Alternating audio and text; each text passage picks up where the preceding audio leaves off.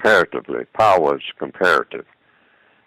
Flashlight has power. Clock has power. Uh, Various type of motors in automotives, vehicles have power, and it's all comparative. Some have more power than others. It's the same with people. Also, each and every individual has power, but even the same individual will have power at one time that that person will not have at another time, because people deteriorate. Sometimes people are sick, in which case their physical power is less. Probably their mental power too. Depends on the type of sickness. So the non-white people of the planet collectively have less power on an ongoing basis in all areas of activity than the white supremacists. That's why they are classified as non-white by the white supremacists, so that distinction will be made, not just on the basis of color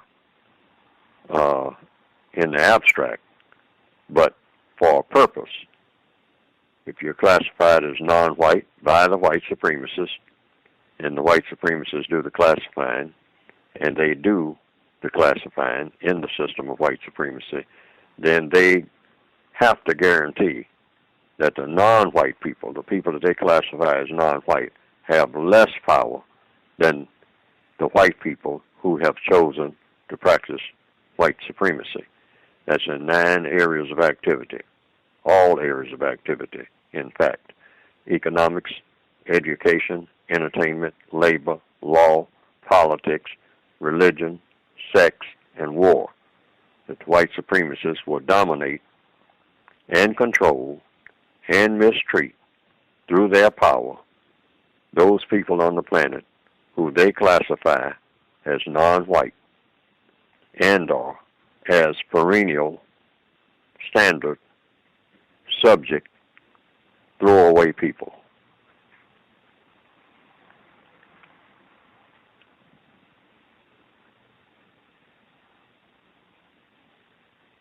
Okay. So you would not say that non-white people are powerless, just that they have less power than racist man, racist woman under this system? Collectively, yes. Okay. I mean, that's why the white supremacists are called white supremacists. They're not just white people. They're white people, those white people who have chosen to be, that's a choice, experts in the practice of white supremacy. White supremacy meaning racism, meaning, in turn, domination and mistreatment of the people that they classify as non-white, sometimes referred to as the different shades of black, which is brown, red, yellow, tan, beige, etc., etc., etc.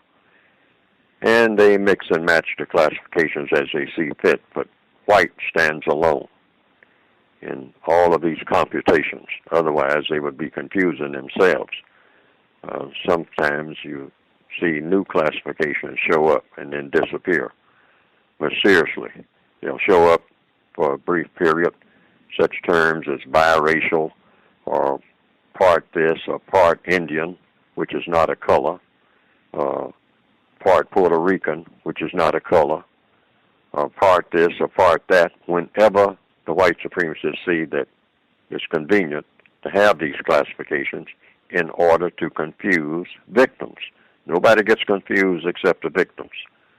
The victims start debating all of the different classifications as the white supremacists will pop them up out of the computer. And it might be almost anything, things that people, classifications that nobody has ever heard of before and probably will never hear of again.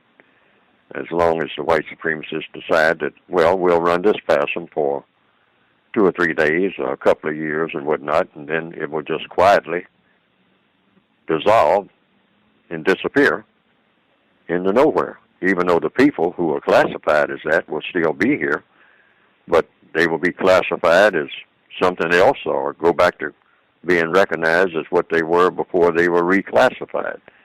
All except the white classification. That's the standard. That doesn't change.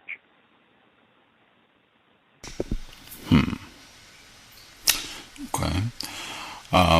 This calendar year, 2012, we've been having a lot of dialogues about direct acts of white terrorism, violence directed at non-white people. It just seems it's been more and more of these incidents. I've called and shared a few with Mr. Fuller. We've had discussions on the programs about several black people being attacked in restaurants by a group of racist white people, being attacked out at gas stations and what have you. I wanted to kind of get your views on decisions, because so many of these incidents, they've happened 5 minutes, less than 10 minutes, 2 minutes. What are some of the decisions, best decisions, that black people can make to avoid these incidents, and or when it looks like something like this could be starting up? What are some of the best decisions that black people can make to minimize damage, minimize the likelihood of being harmed in these sort of situations? Well, you try to stay away from anybody who you think might harm you, whether they're white or non-white. The world is full of harm. I mean, everywhere you go, there's harm, the potential for harm, because the white supremacists like for people to be in danger. That's their thing. They glorify that. I mean, they pump that up. That's a part of their package. They're warlike. They have to be warlike. If you're going to have a system of racism, a political and religious system based on mistreating people based on color, you have to be in a wartime mode at all times. So everyone is now on a battlefield and has been ever since the beginning of the system of white supremacy. Things just quiet down every now and then, or you're just allowed to come and go in certain little pockets, but you're in danger of being harmed, either directly or indirectly, all the time, and you are being harmed if you're classified as non-white all of the time. It's just indirect. You're being harmed by not having a job. You're being harmed by not having a roof over your head. You're being harmed by not having adequate education, which they will guarantee that you will not have. I mean, and if you get what they say is the standard, a few might squeeze through and whatnot, then when they present themselves and say that they would like to get a job or something like that, then the white supremacists will say, well, yes, you have all of your papers here and everything is in order that I have provided for you, but and you have met all the criteria, except I just don't have anything ready right now. So in the meantime, you'll have to find something else to do, knowing full well that there's nothing else to do on a planet that they control every inch of.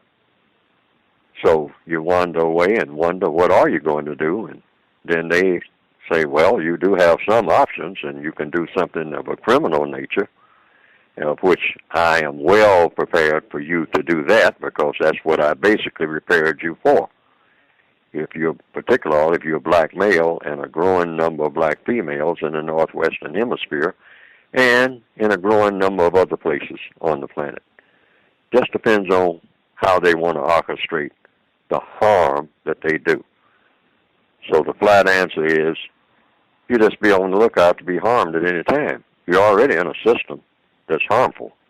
It's not a system that's designed to have you grow into a constructive person if you're classified as non-white. All of the odds are set up, all of the machineries in place are set up to make you do non-constructive things or be in a non-constructive environment as much as possible, even when you don't recognize it as being such. But it's all about being harmful. One person being harmful to another. That's glorified.